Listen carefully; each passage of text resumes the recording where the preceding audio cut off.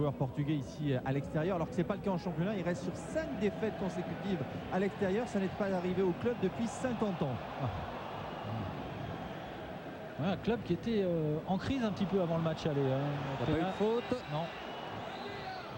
Peña qui est passé, Peña qui a peut-être allé au bout. Peña, attention dans la surface.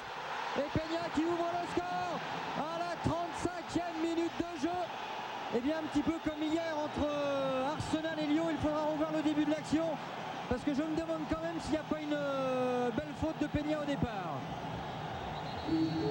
Ouais, en tout cas, faute ou pas faute, il est quand même passé au milieu de 3 joueurs nantais. Alors c'est vrai qu'il a fait preuve de beaucoup d'abnégation dans ses dribbles, qui n'étaient pas forcément chaloupés, tel un Brésilien, mais regardez au départ, il contourne Gilet par l'extérieur, il prend Fabry par l'intérieur. Là c'est remarquable. Ouais.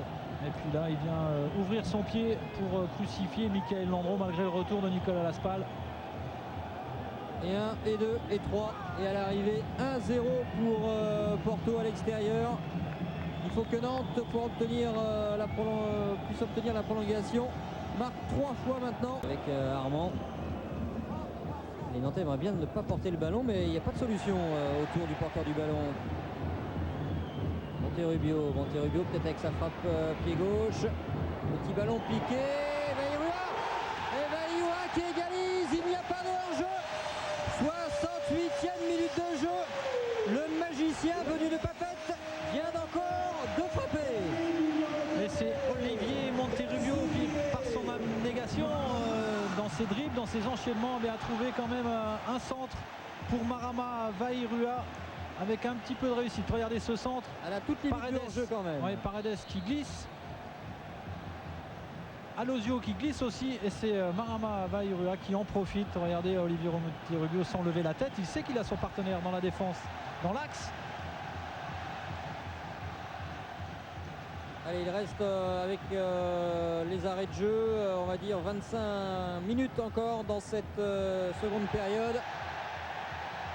De quoi peut-il ? Il reste 16 minutes dans le temps réglementaire. C'est le moment de mettre le deuxième côté nantais. Qu'ils nous mettent le mur à 15 mètres, voilà, c'est bien.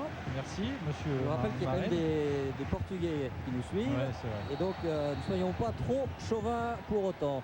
Dans les airs, c'est pas tout à fait terminé. La faute de main. Et le but nantais va être validé. Il est accordé. Il est signé Sylvain Armand. 2 buts à 1. Il reste un quart d'heure.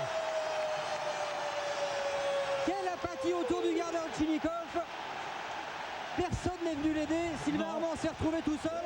Faute de main du gardien. Et à l'arrivée de pour Nantes, c'est peut-être encore jouable. Regardez, c'est Monterrubio qui est au départ de ce coup franc tiré de l'intérieur du pied. Un ballon dégagé de la tête. Paredes. Regardez, il est tout seul. Puis tout le monde pense qu'il va récupérer le ballon. Faute de main. Ouais, il l'avait dans les mains. Il y avait même un penalty de Pena. Mais il y a but. Donc l'avantage, regardez, ne quitte pas ce ballon des yeux. Tout le monde est persuadé qu'il va le capter. Donc on ne défend plus. Et trop tard pour les défenseurs portugais. Sylvain Armand en profite pour redonner encore